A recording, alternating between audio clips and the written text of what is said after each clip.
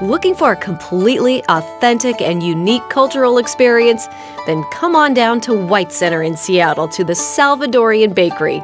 Between the cakes, sweet treats, and incredible savory food, whatever the craving is, it can be found right here.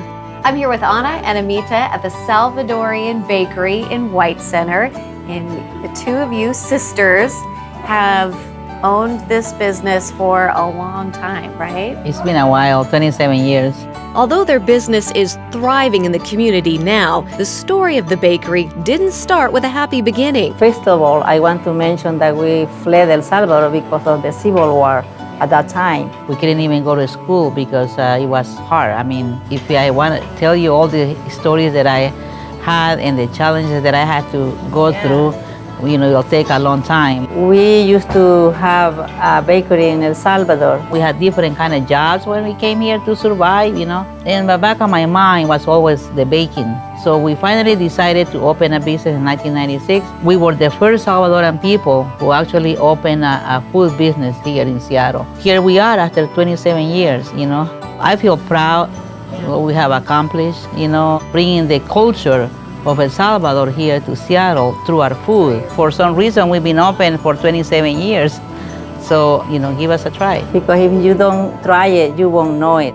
Later in the show, Amita is going to show me how to make a Salvadorian staple with a Washington twist, pupusas made with Washington zucchini. We're gonna cook this, and after that, we're gonna taste them. Yeah, that's my favorite part. ¡Oh, yeah! ¡Llegó la fiesta! ¡Sabor!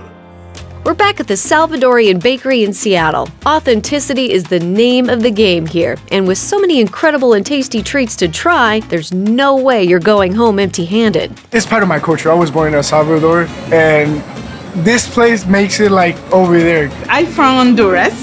I don't from Salvador, but I like the foods. Yeah, it feels like home when you come over here. Plus, you see the flag, the hamaca over there too, like the everything. You just open the door and you already feel like you're over there. Ana and Amita are the masterminds behind the bakery. Aside from their amazing flavors and authentic Salvadorian recipes, their secret sauce is all in the ingredients. We like to work within the neighborhood.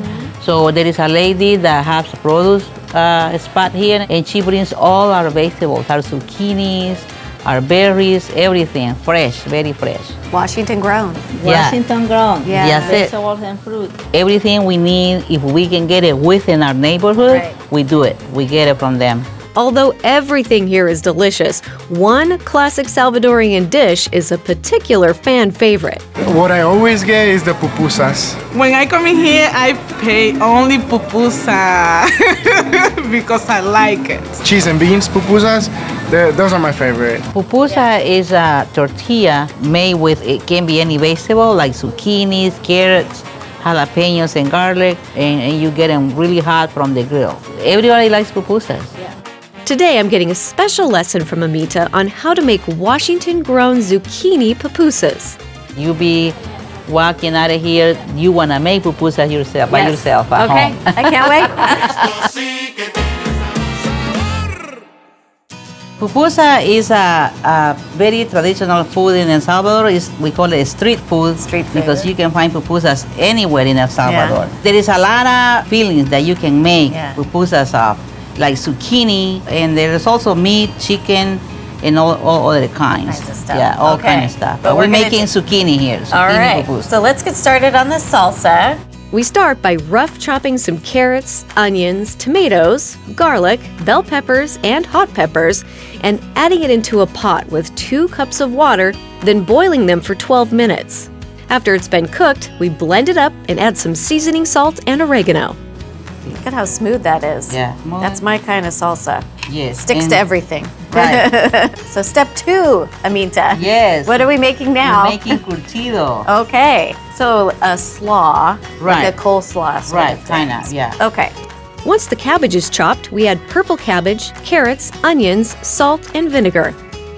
We use pineapple vinegar, but you can use like apple cider vinegar. The curtido cannot be so acidy. Okay. So we add same amount of water. We mix this and let it sit for, A day or two is fine. We just Okay. mix all the ingredients all together. want it to Yeah. cure a mhm. little bit. Exactly. I'll eat while you stir. For the filling, we grate some Washington-grown zucchini and chop up some onion, tomato, and add some seasoning salt, then let it sit for 10 minutes. I pre-made this one, so you see how Yeah. much water. So you squeeze So all you the discard the yeah, water. discard the water. Then you come and add all the cheese, and that's cotija cheese. Uh-huh. So you mix everything, and this is what you get. Now we need to make the masa. Okay. Which is a corn flour. Mix it.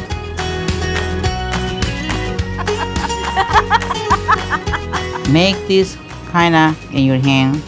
Then you grab your filling, squeeze it into the masa, and then you close it, and then you flatten it. So like a filled pancake. Right, kind of. Yeah. We're gonna cook this, and after that, we're gonna taste them. Yeah, that's my favorite part. After the pupusas cook, it's time for the big reveal.